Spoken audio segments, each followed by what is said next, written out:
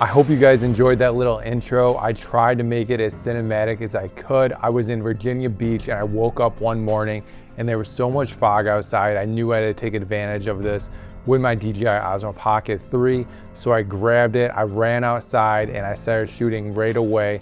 And I couldn't believe the results I was getting. This footage looked absolutely incredible and I was able to push the color grade a lot due to that D-Log M, which is built into the Osmo Pocket 3. And I was really going for that Blade Runner look. I had some reference files to look over while I was color grading my footage. Anyways, in today's episode, I want to talk about 5 ways on how you can instantly improve your footage you're capturing on your Osmo Pocket 3 and make it just that much more cinematic. So let's jump into it. The first thing I want to talk about is this anamorphic lens attachment, which I do have for the Osmo Pocket 3. Now this is a tiny little lens, and as you can see, it simply just goes on top of my Osmo Pocket 3, just like this. And now I have an anamorphic lens on my Osmo Pocket 3. Now this anamorphic lens is made by Freewell. Freewell did send me this, but I am not being paid to talk about their product. I'm just sharing my honest thoughts on the lens that Freewell did send me. And I must say, I loved using this lens, especially while I was in Virginia Beach. I talked about the morning when it was foggy, but I also went out another morning to capture footage, which I consider to just be your everyday normal footage you can capture. And I was really impressed with the footage I was able to capture using this little anamorphic lens. You can see here as I was walking up to King Neptune, I was able to capture that iconic anamorphic flare, and I was extremely happy with the results I was able to get. Next, I really love how wide of a shot you can get with this anamorphic lens. Obviously, the Osmo Pocket 3 is not that wide of a shot, but when I add this lens on, it is going to make it a little bit wider because I am squishing in that footage and I am stretching it out in post. And I personally love shooting wide, especially while I'm on a gimbal. So I really enjoyed using this lens because it did allow me to shoot a little bit wider. Now, one negative I do have with this lens is a lot of times it's just muscle memory for me to close my Osmo Pocket 3. So I'm just gonna flip this screen and close it, and I forget that I have this lens on my camera. So when I do so, you'll see that the lens does not fold all the way through, so it does kind of reverse a little bit. So you really want to make sure you are taking this lens on and off before you turn your Osmo Pocket 3 back on or back off. Okay, next let's talk about the time of day you are out there filming. I prefer to film at sunset, sunrise, blue hour, or even at nighttime, because this is where I think you're going to get the most cinematic shots with the Osmo Pocket 3. I have a rule, while I'm out traveling, I try to do all my filming in the morning or in the evening, and during the day I'm really just enjoying myself. So you really want to be filming with your Osmo Pocket 3 when the sun is at an angle in the sky, and this is going to give you some dramatic shadows. And in my opinion, this just takes it to the next level and is going to make your footage look that much more cinematic. Now, I also love filming during blue hour with my Osmo Pocket 3, and that is that time where the sun just set and it is dusk, but isn't quite dark yet.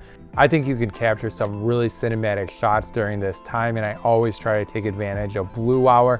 And let me say, if it's good enough for Todd Phillips while filming the Joker, it's good enough for you. So go out there and start filming during blue hour. Now, you know I love to shoot slow motion, so I can't talk about cinematic videos of the Osmo Pocket 3 without talking about slow motion. I think this camera does such an incredible job, especially if you're shooting at 60 frames per second.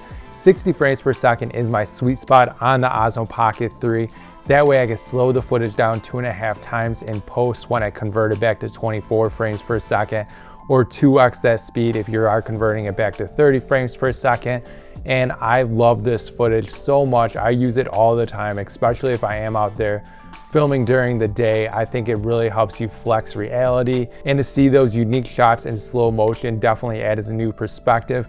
I love the slow motion shots I was able to get of the waves crashing in Virginia Beach. I think this is a great use case of slow motion with the Osmo Pocket 3, and I'm extremely happy with the footage I was able to capture.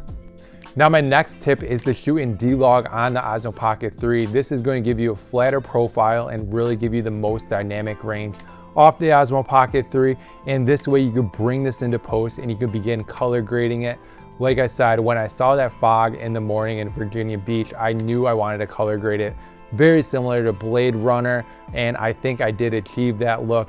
But you can push this footage a lot and it doesn't really break down.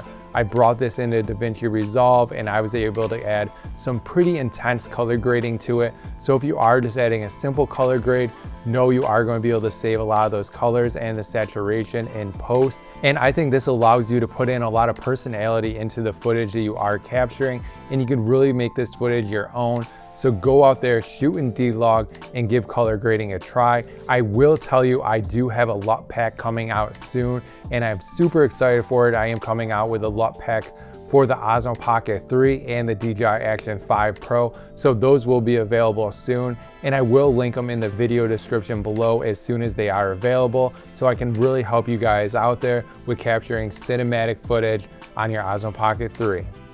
My last tip is to really focus on that sound editing when you are building a cinematic reel.